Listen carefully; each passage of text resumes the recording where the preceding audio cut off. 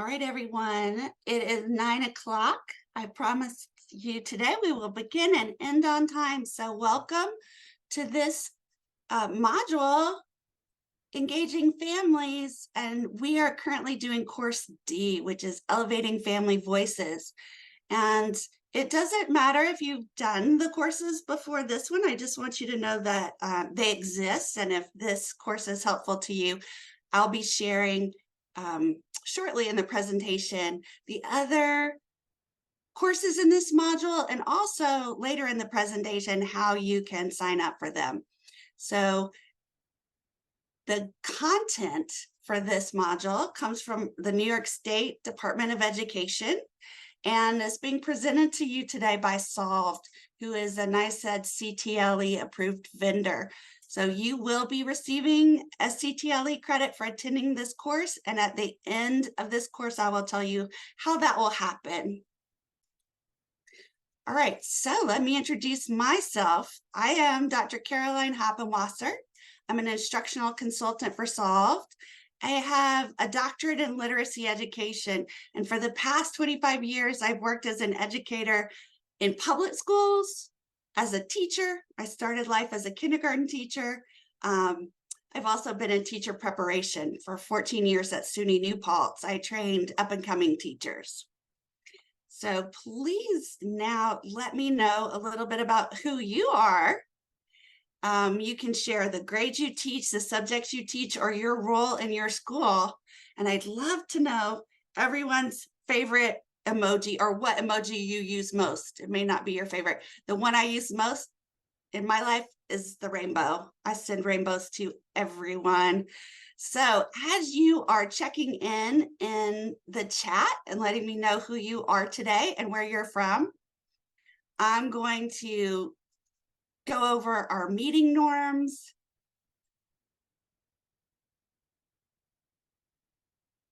Here they are. Oh, look at this most used emoji is the dancer. That's amazing. Thank you for sharing that. That's when you're the presenter, you get to put what's going to make you happy to see in your chat. And I'm really happy seeing all these emojis. Oh no, is that the crying or laughing till you're crying? We've got music, we've got prayer hands. All right, so our norms: be here now, participate actively, which you already are this morning. Thank you so much. We're going to follow these norms so we can hear all voices. Start and end on time, I guarantee is going to happen for you. Take responsibility for impact and ground your statements in evidence and experience. This is a space where we want to not just hear my voice, but hear your voices. You come from a variety of backgrounds. We've got District 10 family worker, an ELA teacher, 6th grade. We've got school aide.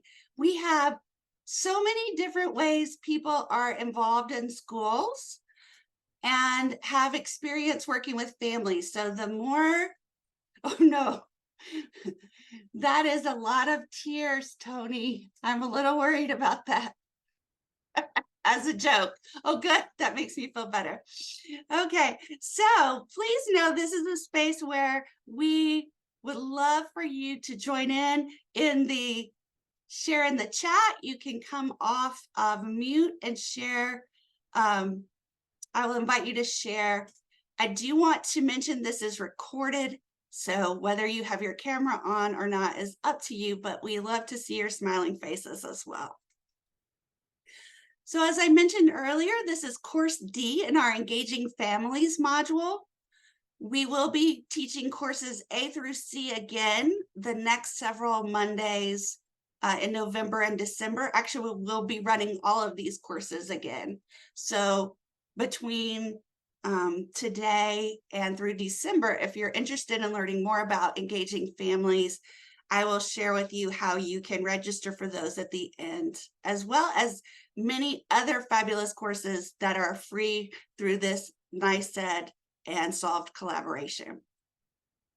So let's get into it.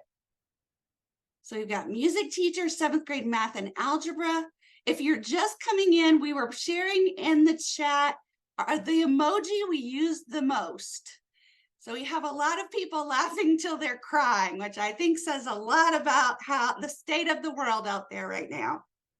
So here's our agenda, everyone. Our essential questions are: how can we effectively elevate family voices for increased educational equity? What does it mean to establish equity in family engagement? And how can schools and educators include families in decision-making processes? Our objectives are to become familiar with family engagement and cultural reciprocity and their impacts on student learning and school community relationships. We're going to identify the 4 core beliefs for educators on family engagement and discuss strategies for dealing with common barriers to family engagement. So let's get started without further ado. I'm going to share with you now a document called the Note Catcher. I'm going to put the link to it in the chat. You can go ahead and open it. It will ask you to make a copy. And your document will look like this. It will start with the key terms we're going to go over that are essential to understanding content in this module, and then it will share our activities that we're going to do today. If you have trouble opening that, please let me know. I'm going to put it in the chat again for people who are just coming in. That's our note catcher. And now you can use it or not use it. It's up to you, but we like to provide it so you can see and track your thinking as easily as possible. So let's talk about our key terms for this module or for this course. Family engagement, educational equity, cultural reciprocity, inclusive language, and family voice.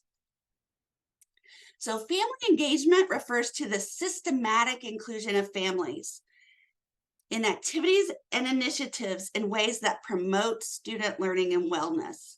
So for each of these, we're going to just stop for 1 minute. And I want you to think about and jot down for yourself, what are ways currently in your school, in your role, in your environment, you see family engagement, the systematic inclusion of families in ways that promote student learning and wellness. And you can put them in your note catcher, or I'd love it if you'd share them in the chat. That would be amazing. So I am going to, for each of these, set a timer for 1 minute to give you a moment to think about how these apply in your current setting.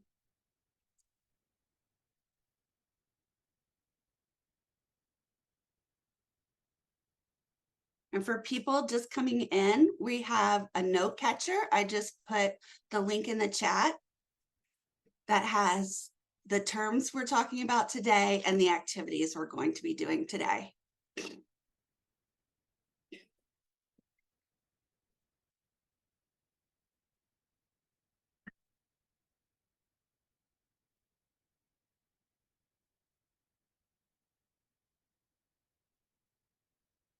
So if you've just come in right now, we're taking 1 minute literally to think about, in our current school situation, ways we see family engagement happening as defined here.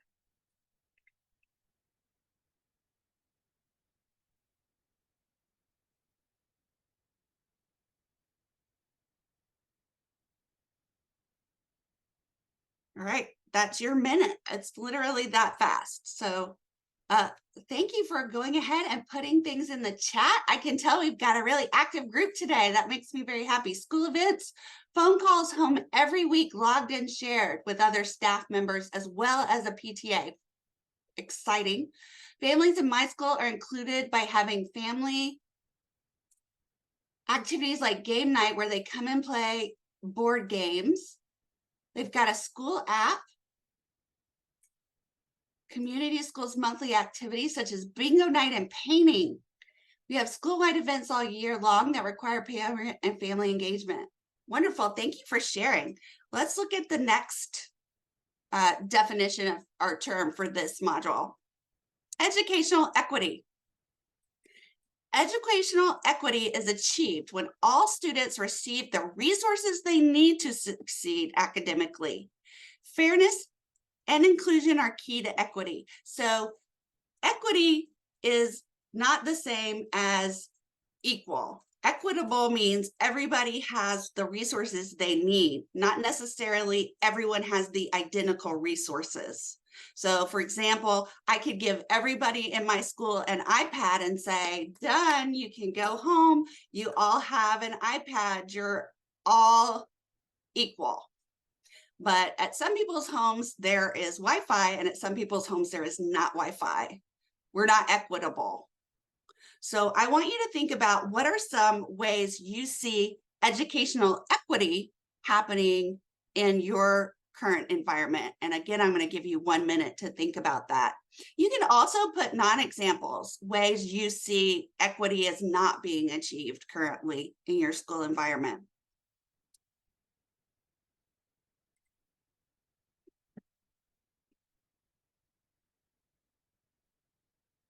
I'm putting the note catcher in the chat. Again, just in case anyone came in after, this note catcher has all of these terms that we're talking about, and we'll have our activities today.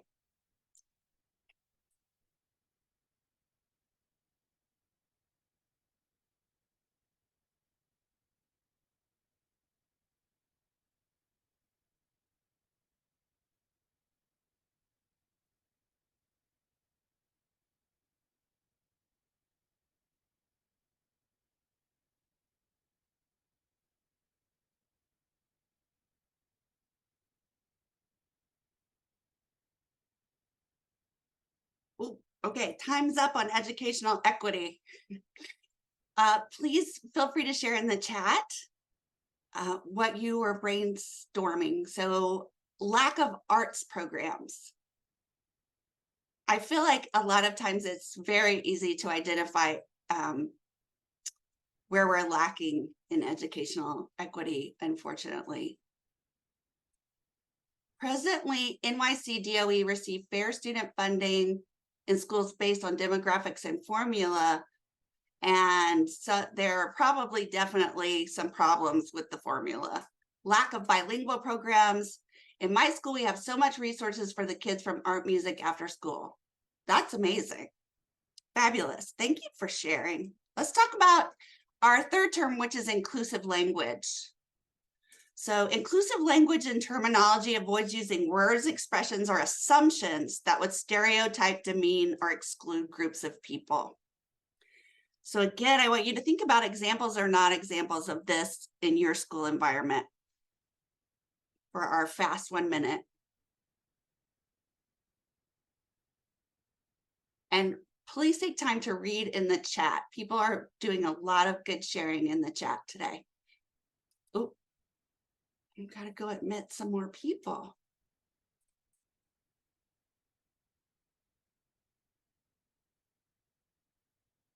Good morning, everyone. Good morning. If you're just coming in, I've just put a link in the chat to a note catcher that you can open that will help you with our activities today. Okay, I was trying to get on through Zoom on my phone, but I couldn't get on. Well, I'm glad you made it. I'm trying to it's saying the browser I can't use this browser to use cookies or something, cookies. I'm so So I was sorry. trying to yeah, I am not good at tech support. Yeah, So but I'm here. I'm glad you're here. I'm glad you're here in whatever form you made it.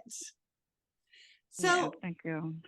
Please, everyone, that's our minute for inclusive language. I'd love to see your thoughts in the chat as we move on to cultural reciprocity. So this is an exchange of knowledge, values, and perspectives between two or more individuals of different cultures. And that can be racial, ethnic, socioeconomic, religious, you name it, whatever the different backgrounds are.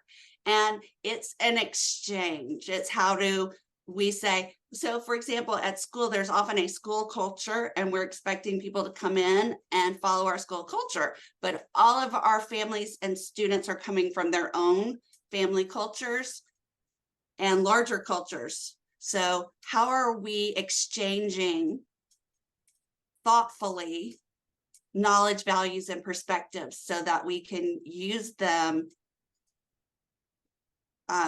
to create a school culture that includes everyone? So take your minute to think about how are you in your school seeing cultural reciprocity. And then we have a lot of really good ideas happening in the chat, such as family teacher conferences rather than parent teacher conferences. Personally trying to include more gender affirming language. I'm trying to shed you guys from my Gen Xer New York City background. I will give you, use y'all. I'm from the South. We say y'all instead of you guys, and it includes everyone, all genders, non-binary, everybody. I think y'all could really help with so much. Some ideas for cultural reciprocity that are coming in the chat, translations available, potlucks, icebreakers, getting to know you. So people are having a way to come in and share. That's our minute on cultural reciprocity. And I'm thinking about translators. So it's so important that people be able to be understood in the language in which they best express themselves. So Google Translate on our phones is the best thing that ever happened. I was in Quebec, and instead of trying to make everyone speak English with me, I kept trying to use my Google Translate to use French to talk with them. And that's it's a humbling experience to realize how hard it is to go in another culture and have to try and use their language. So translation, I think, is a really great cultural reciprocity tool for sure. Okay, so let's talk about family voice now. Family voice refers to the participation of parents in regular two-way and meaningful communication. If you want to know more about two-way meaningful communication, there's a in one of the A, B, or C modules, we talk about that. It involving students, academic learning, and other school activities. So it's two-way meaningful communication with parents. Family voices are elevated when parents are actively encouraged to be involved in their children's education and are included in decision-making when appropriate. So the last thing I want us to think about right now is, and do our 1 minute quick jot here, is what are the ways that you see your school using and including family voice and letting parents actively be encouraged to be involved in decision making when it's appropriate. So let's take our minute here.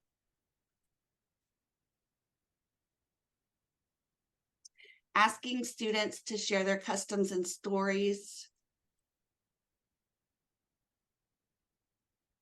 Ooh.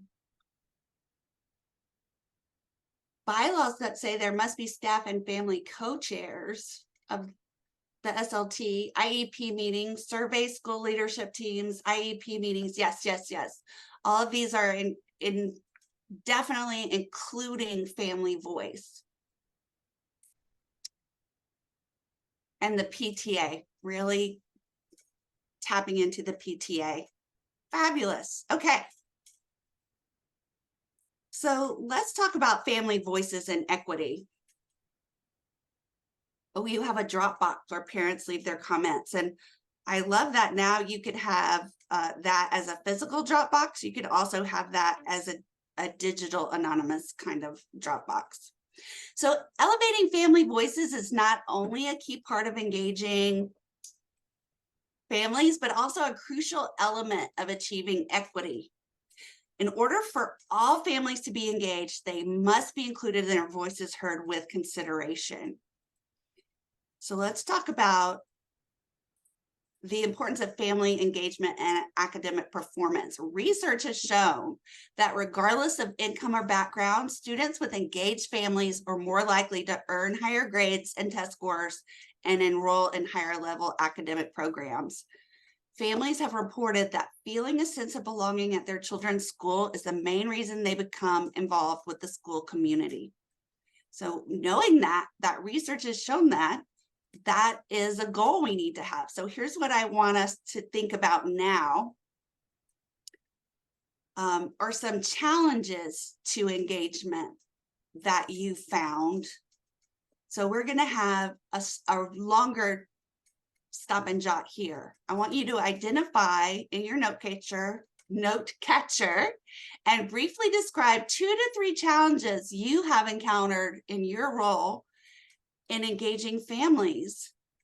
And when our timer goes off, please share 1 or more of the challenges in the chat, or I will also invite you to come off mute. So I'm going to give you 4 minutes for this writing activity to identify 2 to 3 challenges that you've encountered as you try to engage with families.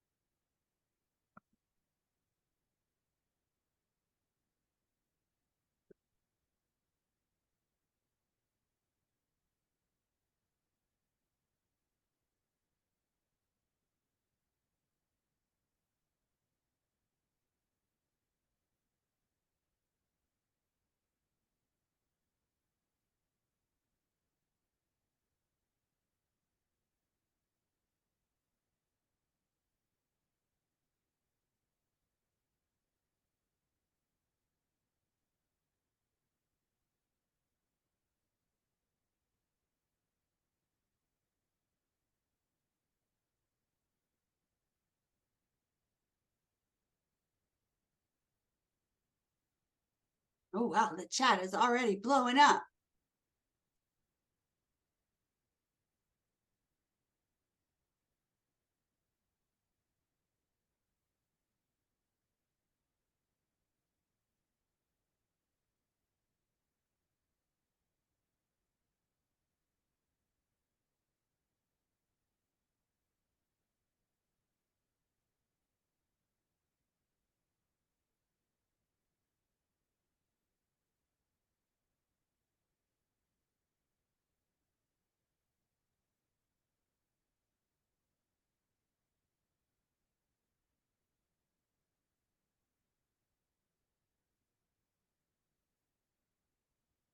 So if you've already shared in the chat, please go back through and read what your colleagues have shared as well.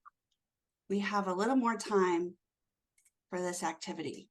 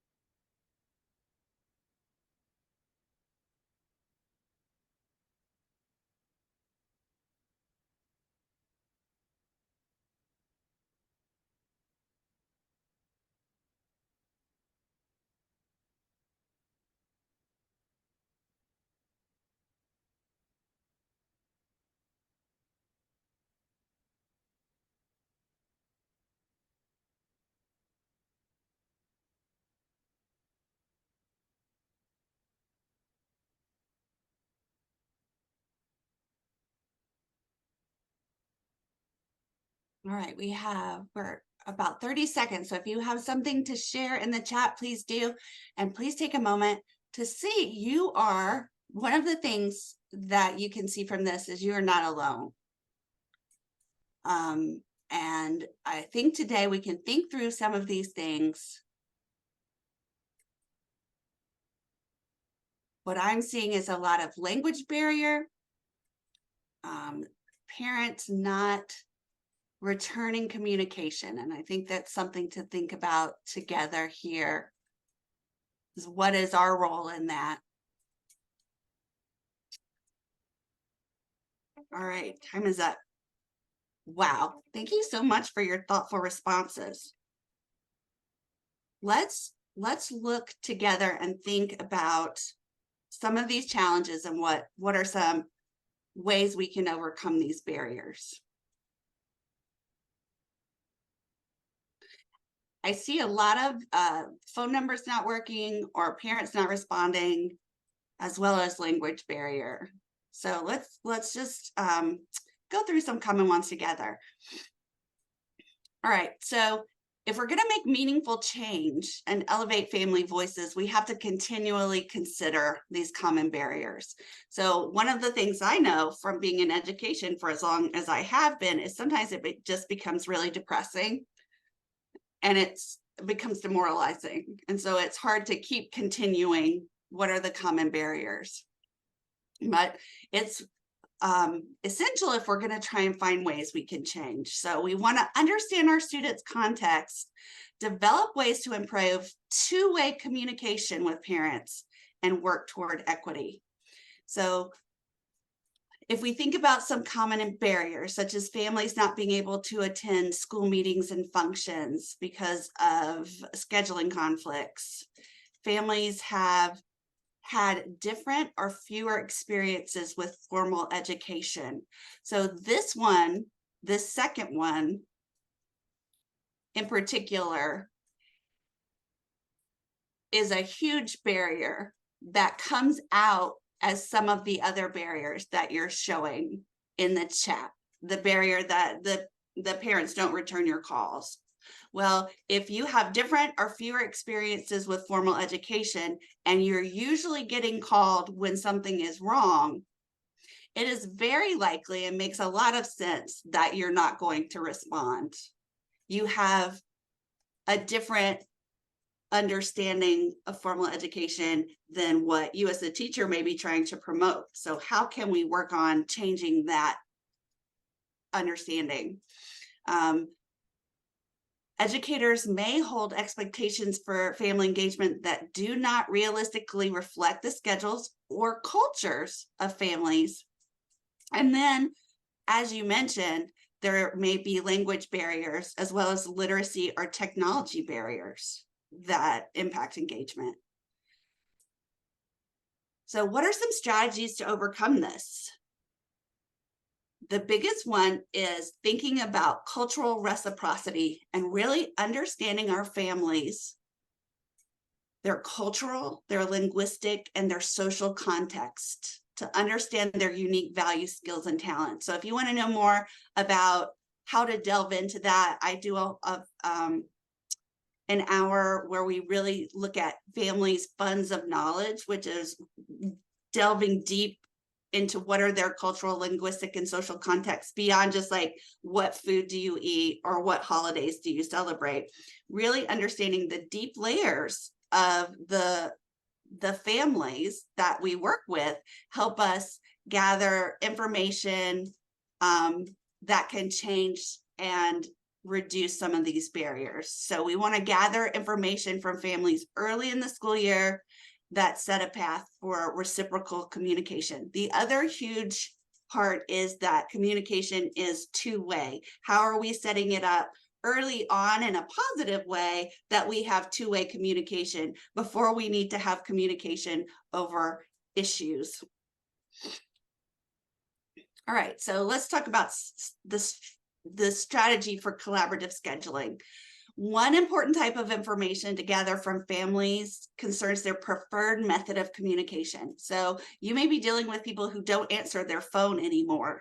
We're dealing with a younger generation who would rather jump in the river than answer a phone call. So what is their preferred? Is it texting? Is it email? Is it virtual? Is it in person? How can we find this out early on in the school year and then utilize it in positive ways? Collaborative scheduling mobilizes this information to consider the best times for meeting and to accommodate parent schedules while using inclusive language. Think about how often are we asking for this information rather than telling parents, we need you to do this, we need you to do this. How are we instead using inclusive language that says, all right, what's the best way for me to contact you? Oh, text. All right, I'm going to text with you. What's the best way for you to meet? So when we think about the other barriers that we've identified, we're going to, in a moment, work in breakout groups to think about together collectively and brainstorm some ideas, such as for collaborative scheduling. How can we overcome these barriers? Before we do that, I want you to really think about these 4 core beliefs that have been identified for educators to help them really empathize and work towards cultural reciprocity with families. So I want you to think about these 4 core beliefs. Wait, I want to see this. So if we want to elevate family voices and achieve equity, research suggests that we need to embrace these beliefs. And you may be on everyone may be in a different place with really feeling that these are possible. And I'm not going to ask you to share with anyone. I'm just going to ask you to rate yourself. These are the 4 core beliefs. And I want you to think about, do you strongly agree or strongly disagree with these? All families have dreams for their children and want the best for them. All families have dreams for their children and want the best for them. So when we think about some of the barriers, and I'm not saying anything about anyone, but if you say families don't want to be included with their children's education, well, if I come from the idea that all families have dreams for their children and want the best for them, then I think, oh, then what? Then I know they would want to be involved in their children's education. How can I make that possible? What is the barrier that's keeping them from doing that? All families have the capacity to support their children's learning. Think about how that mindset shifts how you view what families are doing or not doing. It's coming from a place of generous assumptions. So if you say all families don't have the capacity to support their children's learning, that makes it easier for you as an educator to dismiss that family and their involvement. If you say all families have the capacity, then you're saying I have a responsibility to build that capacity, because right now it may not be as fully formed as it could be, but they have it and they have dreams for their students. What can I do? The other 2 beliefs are family and school staff should be equal partners. So think how often school is the bastion of authority and decision making, and families need to get in line or they're doing something wrong. That's what a lot of families' experiences with schools are. So if that's your experience with school, why would you want to come be involved? But if we say family and school staff should be equal partners, then we're creating a place where families can come in, we can build their capacity and help them realize the dreams for their children. And the last one, responsibility for building and sustaining partnerships between school, home, and community rests primarily with school staff and school leaders. So this one puts the onus of doing this hard work on us. How do we create a space that is inclusive? Because families who have had non-ideal experiences with school are not going to come to us and demand that we do it. So we know we need to do it. I love how you're sharing. You agree, you do not agree. You are where you are. But I will say that research has shown that these 4 core beliefs and the way they recenter the family and us as a school system, looking at the family as a partner, who really want to be engaged with their students' education and maybe don't know how, really helps us shift how we think about overcoming barriers. So this is just a starting place. So thank you so much for all of your responses in the chat. Here's what we're going to do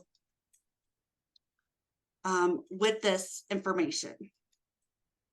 I'm going to play you a short video, and then we're going to go into an activity where we're going to be in breakout groups to have some discussions.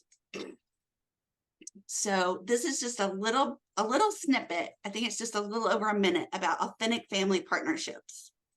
Please let me know in the chat if you have any trouble hearing. I think I've shared it with sound, but that doesn't always mean I did.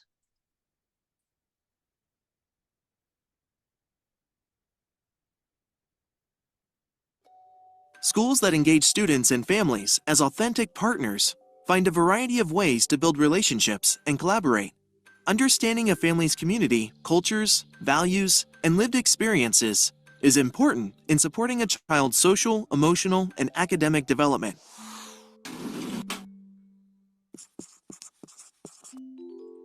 Parents and families are our children's first teachers, and they know more about these children than our teachers will. So making sure that we have relationships that allow us to communicate and learn from each other and really better understand who our kids are, not just when they're in our classroom, but who they are in their lives, is really important part of developing a relationship, not just with the parent, but better understanding the student themselves. Educators find that it is essential to have clear two-way communication with parents or caregivers, as well as an aligned vision of SEL. So as you move from your family into the school, in many respects, that's a cultural shift. The norms and expectations within your family may be slightly different than those in the school. So the kinds of partnerships that we imagine would have families as co-learners, co-constructors of learning environments writ large in the school and outside the school, to create environments where young people clear about what are the expectations and the nature of the relationships with adults that kind of shape their world and help them to achieve their goals and dreams. These family partnerships can be fostered in a variety of ways, but consistency and relationship remain at the heart of each strategy. The relationship. Okay, so I love that vision. The vision is there's not one set of expectations at home and a completely different one here. How are we building a bridge and merging them? And when we think about doing that, that's going to help alleviate a lot of those barriers. So just some food for thought. How would families in your school answer these questions? Do you feel welcome at your child's school? Do you feel comfortable talking with your child's teacher? And do you feel respected by educators at your child's school? So now we're going to go into breakout groups. And I want you to use your note catcher, sort of guide your discussion. So you're going to think about your current practices related to family engagement, and you're going to think about some of these barriers together. Describe what's effective and what could be re-envisioned to alleviate barriers, and brainstorm together what are some ways you could change what's happening. And when we come back, I'll ask you to share a change in the chat. If that's clear, great. If not, let me know, and I'm happy to answer any questions as I go to set up our breakout rooms. In your breakout room, you do not have to put on your camera, but it's always really nice to be able to see each other. And we would love for everyone to have an opportunity to speak and share your experience. So if there are no questions, I'm creating the breakout rooms and opening them now.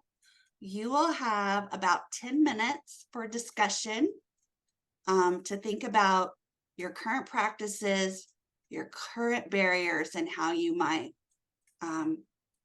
implement change. It doesn't have to be big change to be really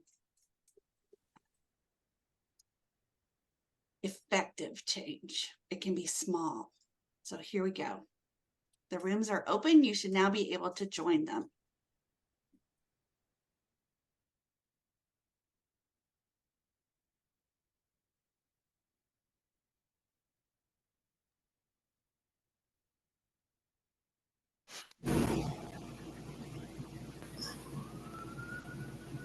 Welcome back. Everyone's coming back from their breakout rooms. Let me make sure we've all. Oh, we still have a few people finishing up their conversations. Mm-hmm. If you're here already, we'd love for you to share in the chat anything that you talked about in your room that you would like to share with us.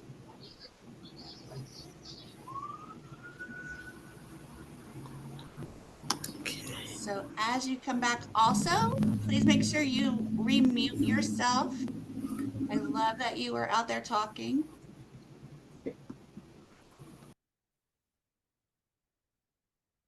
Wonderful. Okay, so welcome back, everyone. I hope you had some good discussions out there. I'd love to hear from you in the chat, or if you would like to come off of mute and share something with us about your discussion, maybe some ideas for changing or addressing these barriers we've identified together.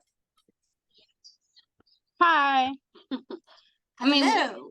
hi. We spoke about like how sometimes it can be a little hard to get a hold of parents and what do we do in those cases? And we just come up with like ideas. We gave each other ideas that some schools are not implementing. You know, like in my case, like, you know, we are allowed to make a home visit and try to find out, like, you know, it's it because the parent doesn't live there anymore. You know, do they have a new number, new email? Because once you already use all the sources of like how to find the parent, it's okay to make a home visit and find out because you have to communicate with parents, you know, you have to find a way to do it. And all the resources are there. Sometimes some schools don't know that they're there, you know? Yes, sometimes you only know how far you can go. There's someone who's going to know what the next level is. Exactly. And whether that also comes with teachers. Do you feel comfortable with the home visit? What is the process that would happen by? So thank you for sharing that solution that works in your school. You're welcome. Yes. Who am I hearing from? This is Gene. One thing that we spoke about in our group is just being accessible to these parents. A lot of the parents, especially with the language barrier, sometimes I think that we need to probably get involved a little bit more, even help them find some resources that is close by to help them with the language and also make ourselves available where because I'm thinking of even me with my kids. Sometimes it feels like as if like there's a big gap between me and my kids' teachers. I think we as educators should be a little bit more mindful of that and just try to bridge that gap in between, so to make ourselves more accessible or more available for the parents. I love that. And I love that you thought about it from your perspective as a parent. You're an educator. And still as educators, sometimes we know there's when we are trying to be engaged with our schools, our child's school, we fill this gap. So imagine people who don't understand all of the things we understand about schools and how they work. So that's so important. And I can't say enough about the language barrier. It's a very vulnerable experience to be in a place where you are seen as the people who speak the other language. So you are instantly put in a place of being less or understanding less. So how can we help we need to be vulnerable as well. Show up and try and speak the language that our families are speaking using our Google app and knowing it's not perfect. So thank you for sharing that. And then Trisha has her hand raised. Yeah, we were talking about a lot of things, but we're saying that a lot of times parents find it hard to trust anyone in the school system because they don't want to be judged, in their situation.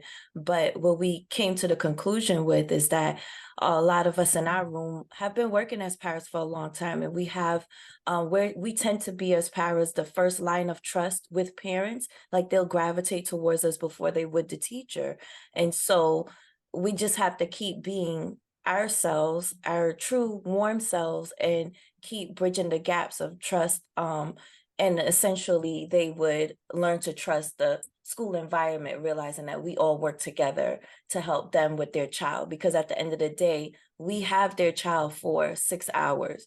So there is some measure of trust. We just need to get it over the hump. So we're just gonna keep working hard at being ourselves. That makes sense.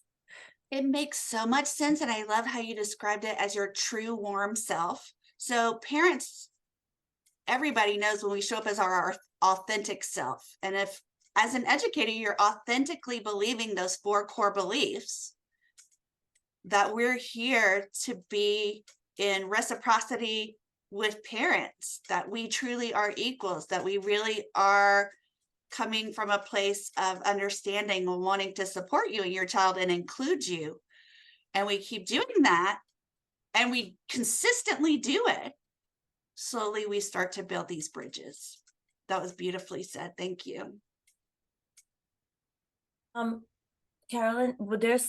think there's a parrot in your waiting room that needs to be let in. I don't think you can see it with your screen share. Sorry. Thank you. Hold on. Thank you. Yes, got him back in. All right, I see Cheryl, your hand is raised.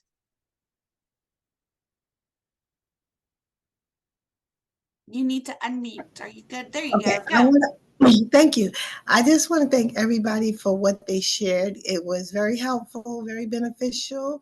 I thank God for my group team breakout with everything what we all shared with each other. I told them I was grateful for some information that was shared about I was saying that the parents are like some of the students. Everybody's on a different level.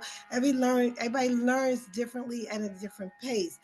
But maybe if we teach the parents while we're teaching the kids, we'll get a better outcome and they won't be so drawn back from us. And Elizabeth was kind enough to say that at her school, they have sessions where they say to the parents, well, this is the math that we're teaching your children. Those who are struggling and don't know but want to help their child, we're going to help you to help your child. And I think that is what's really needed in the school system because there's so many changes. Everything is constantly changing. So if we help the parents, educate the parents while we're educating the kids, I think we'll get a better outcome. I think we're going to get more input and output from the parents, and the whole system will change and it'll explode for good. Yes, thank you. And I'm sorry if we have more comments, please put them in the chat, but we're going to end on that awesome, amazing. Yes, it's going to change for good. So thinking about what Cheryl just said, and then I'm going to share the information you need to know about your credits is, so I have a PhD in literacy, but I would need to come to your class on how to do your child's 3rd grade math. I don't remember how to do any math. I haven't done math in 30 years, except with a calculator. So it's everybody in all walks of life. We need this information, and we need to be made not to feel stupid that we don't know it, which often happens. That's just normal. That's how people are set up. So how are we creating these inclusive ways to involve everyone in the training? And again, I'm going to plug my other family modules. Several of the modules, A, B, and C, really deal with these things in a deeper way. If you're interested, I'd love for you to come. So let me tell you really quickly about your CTLE credit. It will come in an email within 24 hours. You can take more classes through Solved, as I've been telling you. There's family, there's SEL, there's ELL, there's special ed. There's other ones I can't remember right now. We have several modules. You can take them synchronously like we did today, or you can take them asynchronously. Either way for your CTLE credit. Here's a special prize you can get for yourself. When you get your email with the CTLE credit, it will have a code, a unique to you code. And if you get 6 other people to sign up for Solved Professional Development with your code, Solved will send you a $50 Amazon gift card to use it for your classroom. So that's amazing.